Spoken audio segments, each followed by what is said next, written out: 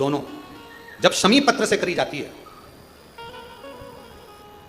तो शरीर में कैसा भी रोग भरा पड़ा हो, डॉक्टर ने कह दिया कि यह बहुत बेकार रोग है और यह रोग इसका पीछा नहीं छूटेगा।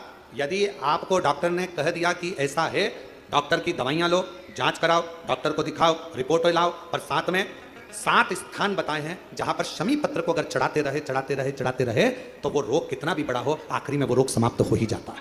7 स्थान बताए शमी पत्र। अब शमी पत्र के 7 स्थान तो बताएं, पर शमी पत्र की इतनी महत्वता क्यों है, मंदार की इतनी महत्वता क्यों है, गणेश जी की पूजन में, शिव जी की पूजन में इतनी महत्वता क्यों है? 7 स्थान पर शमी पत्र का वर्णन किया गया। 7 शिव महापुराण के वो 7 स्थान शिवलिंग के आप लोग देखेंगे, दर्शन करेंगे।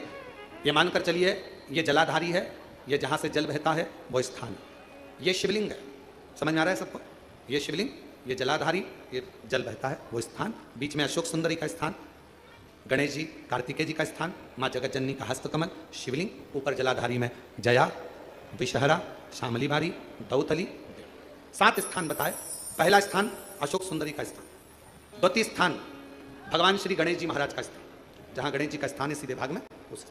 तृतीय स्थान मां पार्वती जी का हस्तकमल, चतुर्थ स्थान भगवान शंकर का शिवलिंग, चौथा स्थान। 5वां स्थान नंदी का उठा हुआ चरण, जो नंदी का पांव उठा हुआ रहता है एक आगे वाला, 5वां स्थान।